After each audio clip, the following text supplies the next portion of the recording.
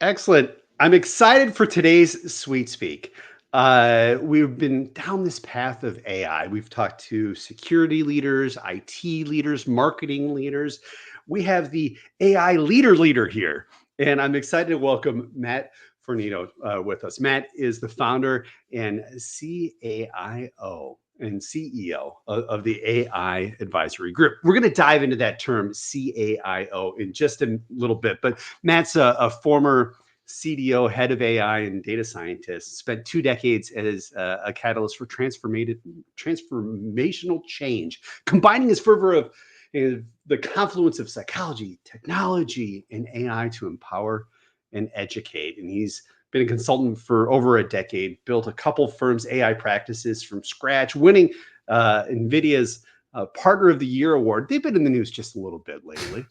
And excited to have him part of the conversation today because there's so much we want to dive into. Matt, thank you so much for joining us. Thanks for having me, JD. So you're the CEO of the AI Advisory Group. Talk to me. Why did you build this group? Oh, that is a great question because there's two real components to having built this company.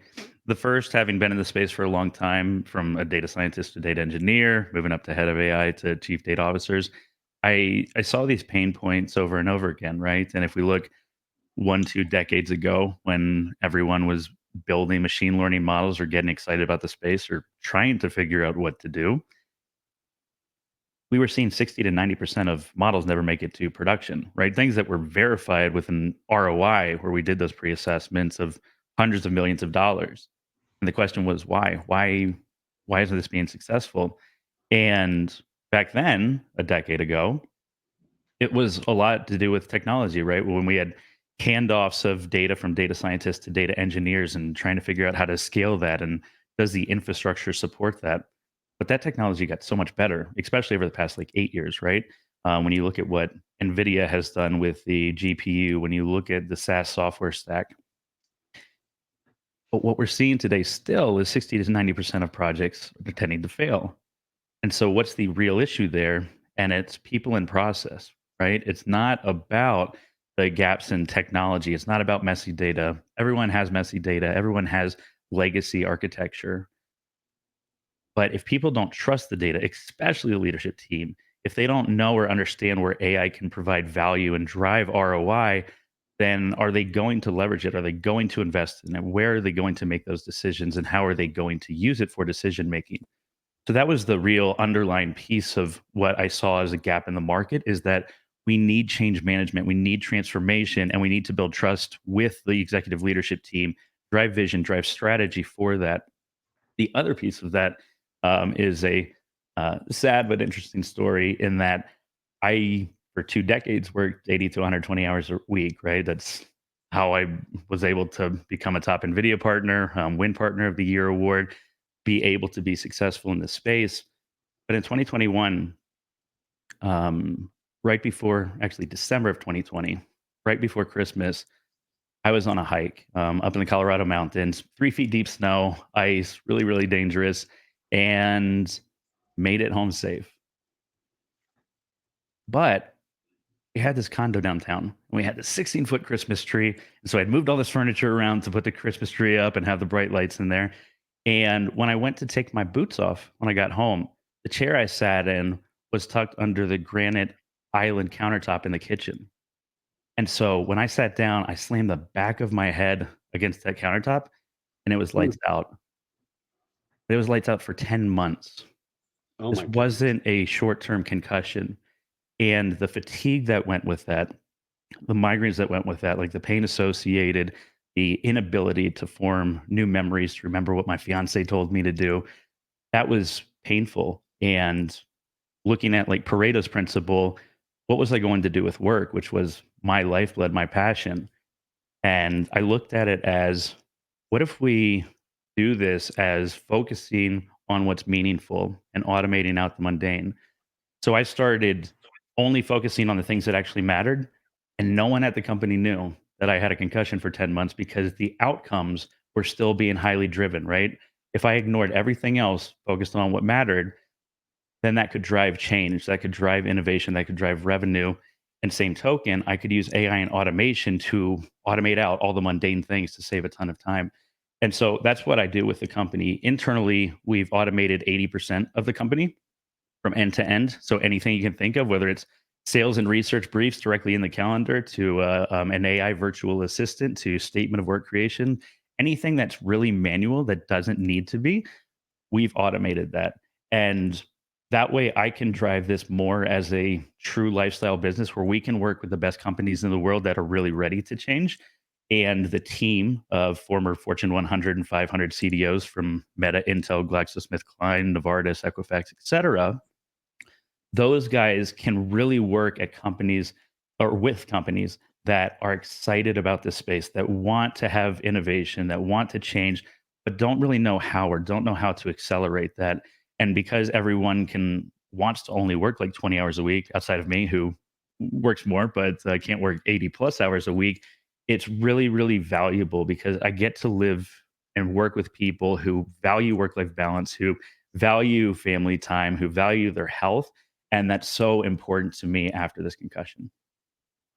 That's an incredible journey to get to the AI advisory group, and you know offline. I want to talk even more about that because there's I've got a similar journey. But talk to me a little bit because when we talk with AI and executives, there's honestly paralysis by analysis when it comes to AI solutions and tools. There's so many tools and processes out there.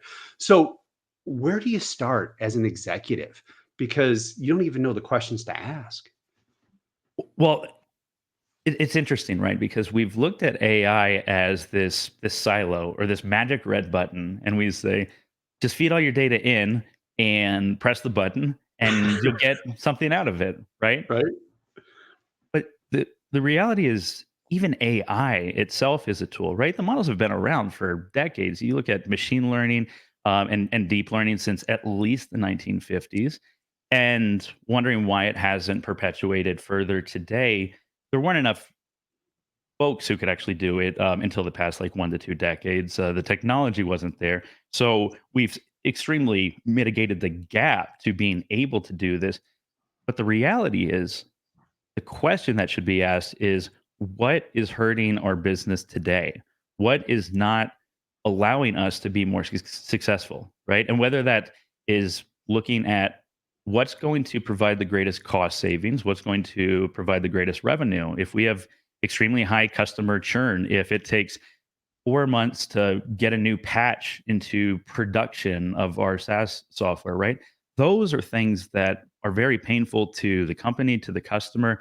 Those are the things that should be focused on. And if you identify what those pains are holistically as an organization and actually try to estimate what the ROI is associated with that, then you can identify what's really going to move the needle. And so that's essentially where organizations, whether they're just starting on their journey or they are hyper accelerated in this space, that's what's going to really change things because we've sat so long in this R&D silo of Harry Potter in a broom closet and we'll let you out when we let you out, but you're not talking to customers. That's the wrong perspective. It's how can data science and AI technologies support the customer, support products, support sales, support marketing, support all the things that actually drive greater interaction with the customer and internal scale. The term digital transformation has been out there forever, right? And now I feel like that's shifted to AI transformation with that CAIO role taking off, but still organizations need to embrace it. Why isn't the role everywhere yet?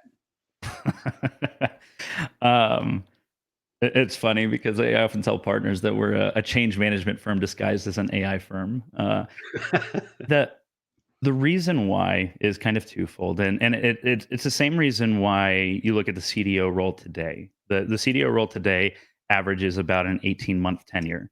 Part of it has to do with organizations don't know what the heck a CDO does or can do, and they also don't necessarily know what they need and want.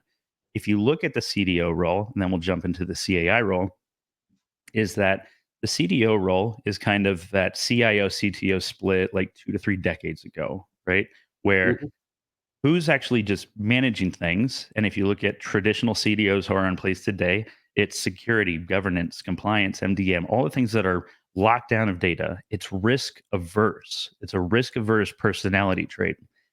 And then you look at maybe the new CDAO or CAIO, where it's risk prone. It's how do we create value from data? How do we accelerate time to value? And if someone's risk prone, they're not likely to be risk averse and vice versa. So it's hard to be excellent in the entire ecosystem of space because you have to do both things. And so there's expectations from a CDO to be able to manage and control data and reduce shadow IT and all of those things, but also produce and create value.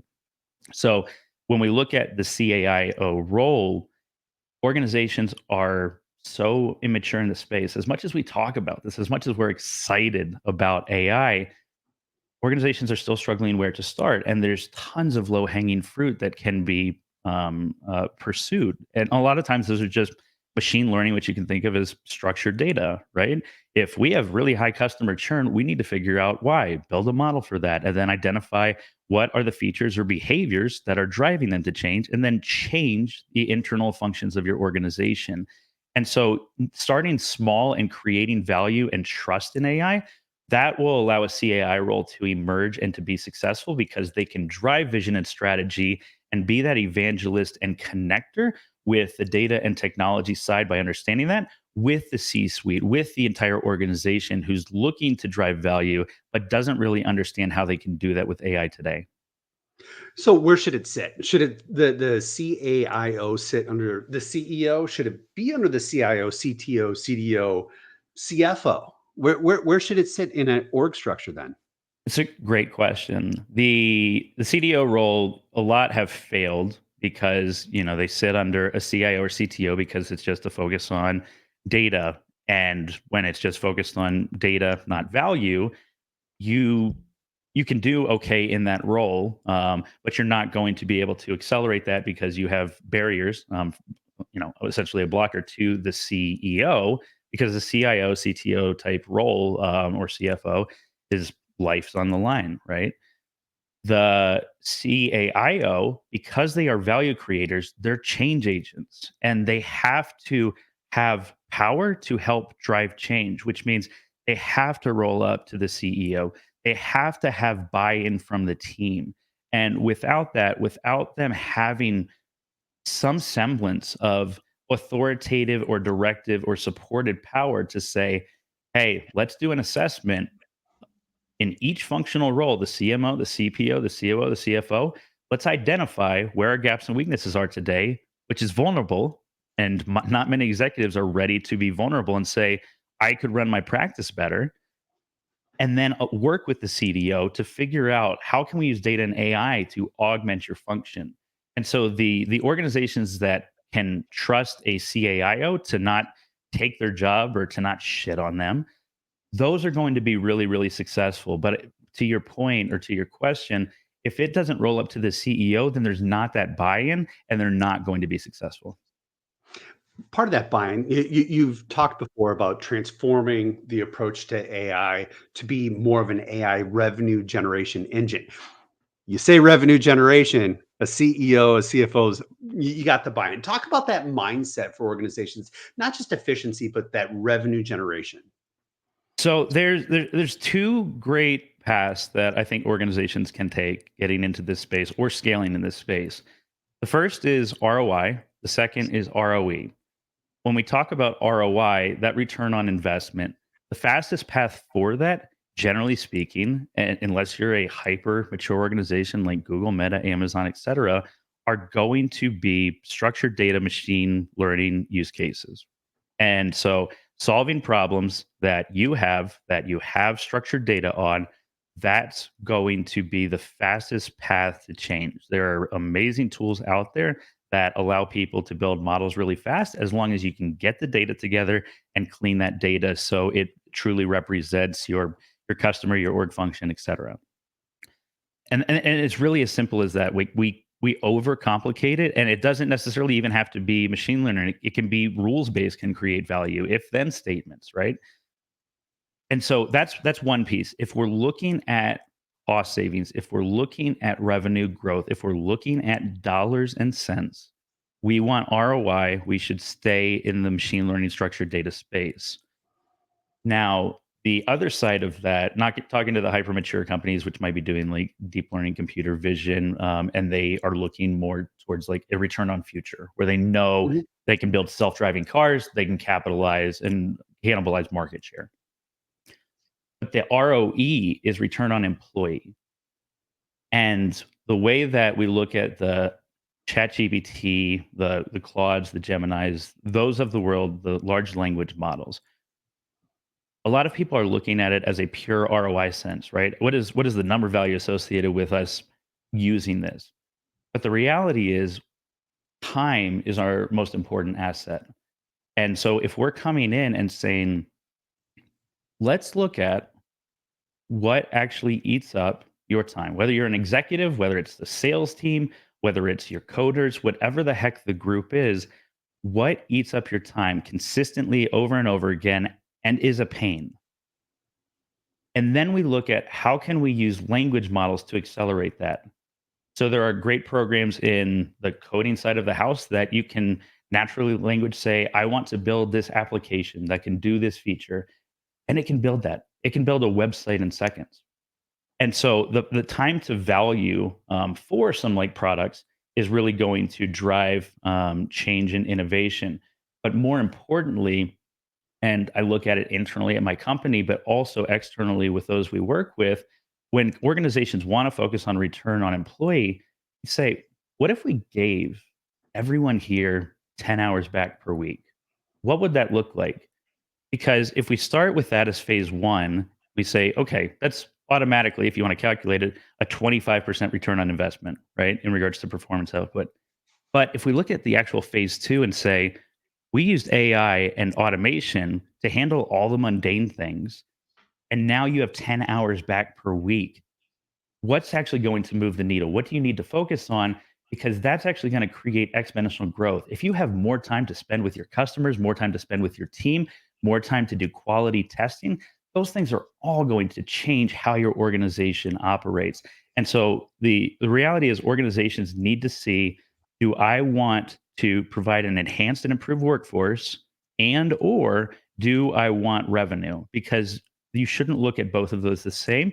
You should look at what's most important to the success of your organization today. You outline often the really four key challenges, and there's a lot of challenges out there when it comes to AI. Fear of unknown. We've tackled that a little bit, but there's also resistance to change, complexity, confusion, skills gap. Let's start with resistance to change. How do we overcome that challenge as an executive when it comes to AI? um, it's always a funny question, right? Because people in general are reticent or hate change. And part of my org site grad degree was on change management. The focus on change is that, especially when you look at a lot of consulting firms, is they say, okay, here's a PDF, here's a PowerPoint, and all you have to do is these 50 things. And none of those are going to get done, right? Or one or two of those will get done. And the leaders aren't going to see the success. What really has to happen is that it's not telling everyone you have to use Chat GPT or Perplexity AI, right? That's not going to drive success. The reality is you have to say, what is going to make your day better? What is going to make your job more impactful? It has to be the personalized aspect of how does this affect me and how does it improve me? Because if it gets over that hump, if you can now, if you don't have to waste your time writing 150 emails a day because you can get a draft of those written in your inbox and then you can like quickly revise them, then you might have gone from 3 hours down to 30 minutes, and you didn't have to think about, "What do I need to say, and how do I file this away?" And all of those things that take our energy and willpower. So the true aspect of change management for me is, how do you generate excitement and wins on a personal level? Because if you can do that and then build that trust around how AI is going to help people, whether that's a digital twin, sales agents, etcetera, then they can see the potential impact of that and they see the personal benefits to them. they'll start leveraging the tools and technology more. They'll start trusting it more, and then you start seeing this rolling stone gathering no moss down a mountain. Then let's dive into complexity and confusion because there's plenty of both. And so, we talked before this, and there's a lot of people that are bullshit artists, and the flip side of that is there's a lot of people that are building a plane in the air. And Mhm. everyone wants to get ahead in this space, but it's not a race, right? If you're a top 5 tech company, it's a race. But for everyone else, it's a race against yourself. It's a race against doing things right versus doing things fast. And if you do things right from foundationally from the start, then you're going to rapidly be able to accelerate that. But to do things right goes with that complexity and confusion of where do we start? Where do we invest? Like, what do we need? What does our team composition look like? Our tool stack? What's really going to move the needle in regards to use cases? And if you can't answer those questions, then you need to hire someone internally or externally that can help you understand that. Because having been in the space for 2 decades, reading on AI every single day for 2 decades, I still have no semblance of knowing everything in the space. So how can somebody who's a CMO, a CEO, a CIO, how are they going to be able to become an expert in the space? The reality is they're not. And so if that's the true case, you need to have a guide that can help drive change and innovation so you can build trust in data, you can build trust in AI, you can figure out where to actually invest so you don't just go spend $20 million on hardware and nobody uses it. Figure out like what's actually going to move the needle, what's going to increase that revenue, because maybe it's 15 million on hardware and 3 million on software and 2 million on services, and all of a sudden you've created 500 million in annual recurring revenue. So you've grossly overpaid for any cost that you've spent and any cost you'll spend the next 10 years. And that's what's really going to, I think, substantiate the willingness to change once you understand the space well enough. You can't talk about that without talking about the skills gaps that do appear out there. We talked previously, you're not learning this stuff in school yet, right? And it's changing every day. How do you address that skills gap as a leader? Oh, that's a great question. Um, I think it really depends on who we're talking about in the organization. You look at the technologists today, the data scientists, the data and machine learning engineers, the architecture and infrastructure folks, and they need to be able to understand AI well enough to build it. And so that skills gap is usually on foundationally understanding how AI workflows work, and then what are the best practices in regards to an AI ecosystem. But when you look at, like, let's say the executive team, the skills gap it goes hand in hand with that. It's that you're never going to be an expert.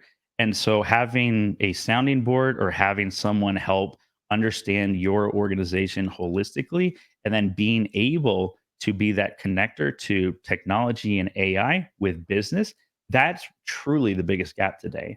It's that AI has been in a silo for so long that data scientists build whatever the heck they think they should build without any identification of how are people going to use this, and are they going to use this, and what's the ROI associated with it.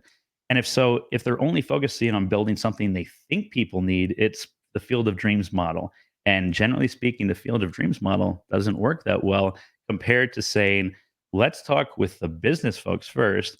Let's get the business folks aligned on what they want to do. They don't have to become an expert on AI. They just have to understand what is a pain for our organization, and then let's see if we have the data and the hardware stack to be able to build and solve that question.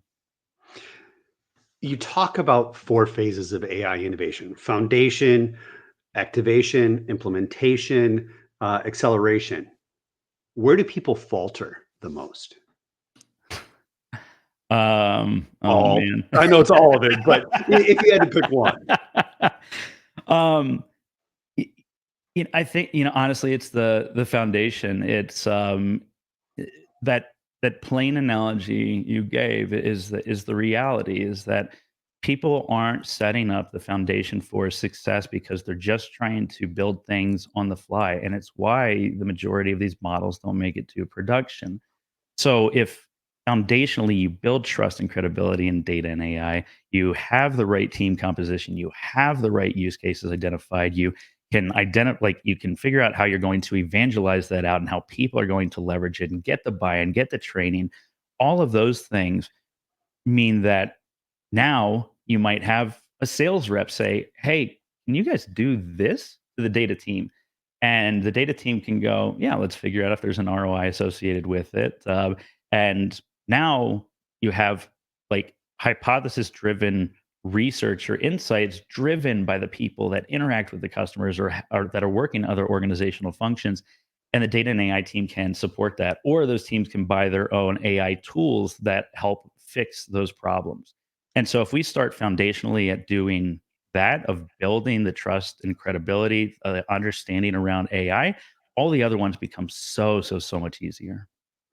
So, in your experience, what are those common pitfalls organizations face when moving from AI pilot? So, they did that, fantastic. You did the AI pilot to that full scale AI operations. And how can those pitfalls be avoided?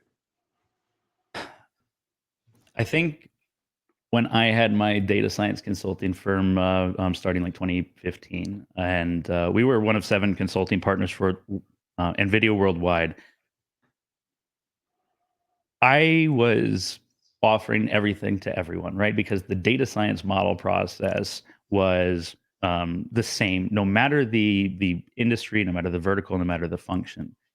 And it was a hard sell, right? Because I was asking people like, sure, just let us know what you want to do, and we can do it.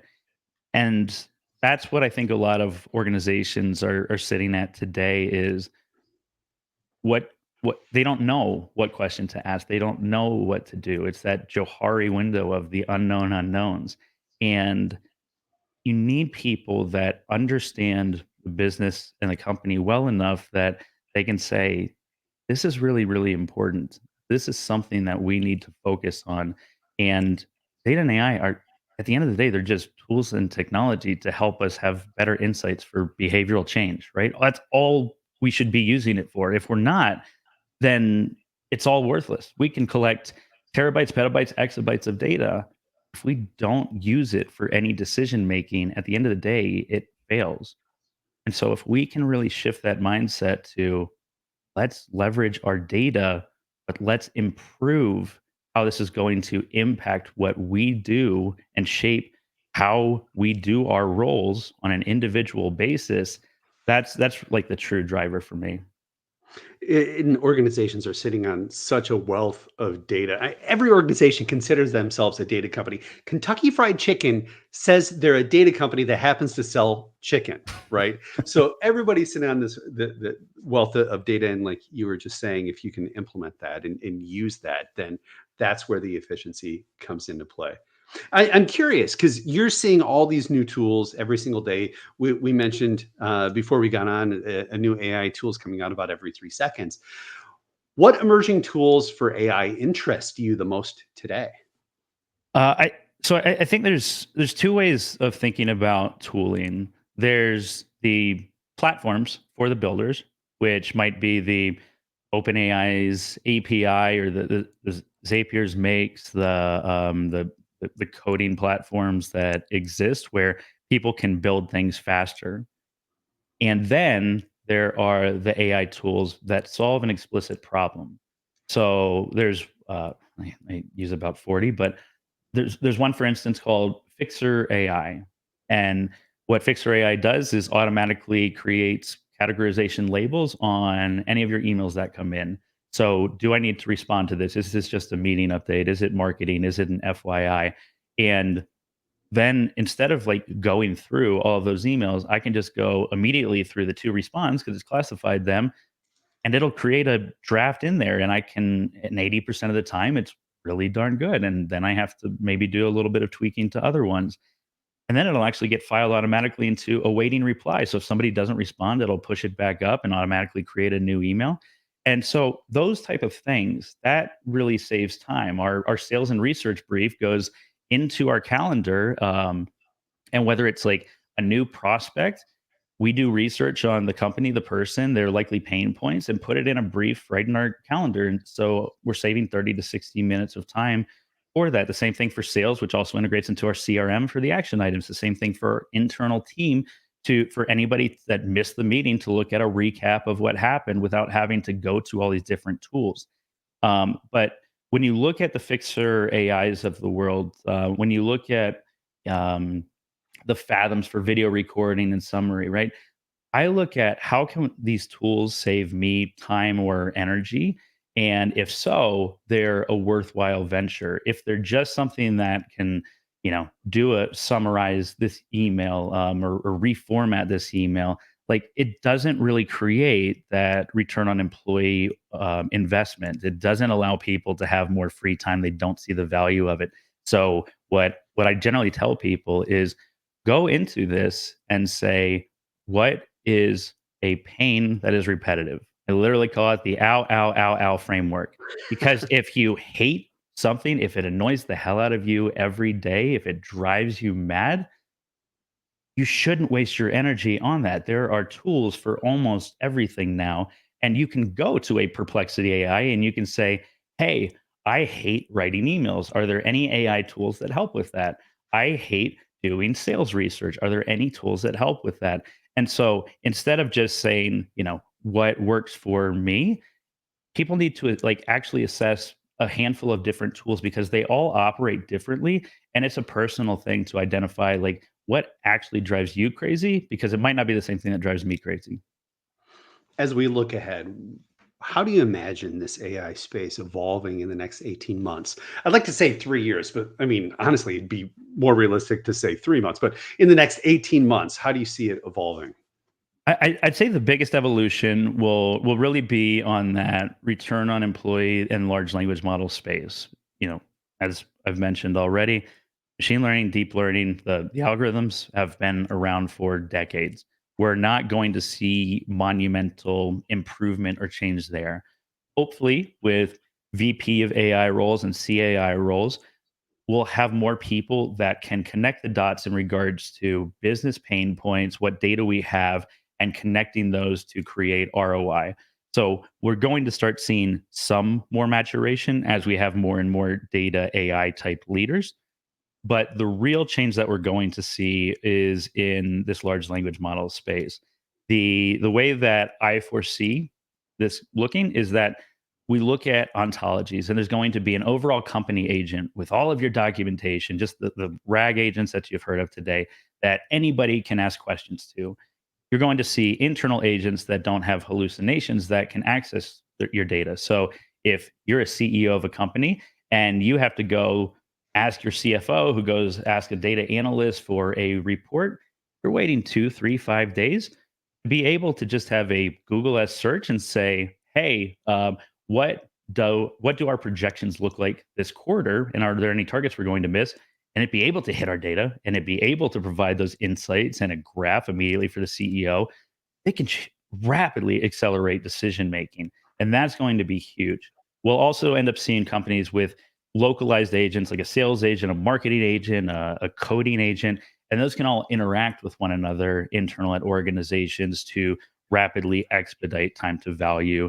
And then the one I'm most excited about are the digital twin and the AI virtual assistant. I think everyone in the world is going to want those two because the AI virtual assistant could look at your calendar, your task, all of the things that you need to do, and you might have a task list that's 100, 200, 500 items long, and go, how do I make decisions on this? Like it's physically, mentally exhausting to like figure out what to do in a day.